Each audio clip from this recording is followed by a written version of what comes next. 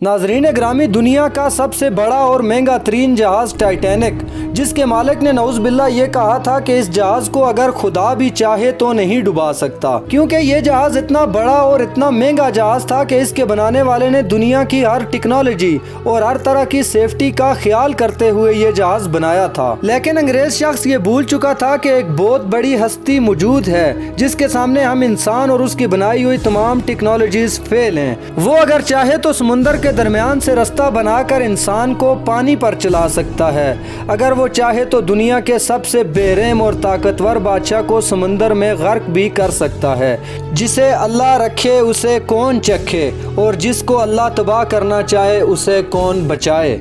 नाजरीन ग्रामी, 1905 को जब टाइटैनिक जहाज 2100 बंदे लिए अपने सफ़र पर इस कॉन्फिडेंस के साथ निकला कि चाहे जो भी हो जाए हमने ये सफ़र तय करना है, तो अल्लाह पाक ने दुनिया के मजबूत तरीन जहाज़ को एक बर्फ़ानी तोदे से टकरा कर 2 टुकड़े कर दिया। अंग्रेज़ का गुरूर खाक में मिल गया और साथ ही 1500 लोग जान की बाजी हार गए। टाइटैनिक जहाज तबाह होने के बाद समुंदर की निचली सतह में चला गया। साइंस और टेक्नोलॉजी की मदद से बहुत कोशिश की गई कि टाइटैनिक का मलबा समुंदर से निकाला जाए, लेकिन साइंसदानों का हर तजर्बा नाकाम हुआ। जैसे फिरौन को अल्लाह पाक ने समुंदर में गर्क करके इबरत का निशान बना डाला, इसी तरह ये जहाज भी रहती दुनिया के लिए इबरत का निशान बना।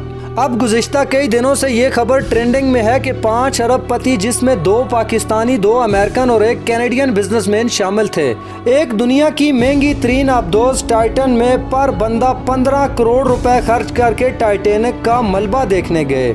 ये आबदोज ऑलरेडी कई दफ़ा समुंदर में जा चुकी थी और 5 दिन के अंदर ही टाइटैनिक के मलबे के पास से वापस आ जाती।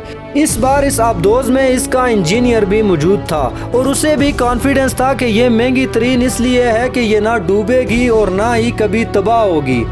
लेकिन समुंदर में 2 घंटे बाद ही इसका राब्ता मुनक़ता हो चुका था। एक तरफ यूनान का सफ़र करने वाली कश्ती जो कई 100 गरीबों की जान ले गई, जो कि रोज़गार की तलाश में थे, लेकिन जब उनके जाने का वक्त आया तो समुंदर की लहरों के सामने बेबस हो गए। दूसरी तरफ सिर्फ 5 अरबपति जो समुंदर में सैर करने गए थे।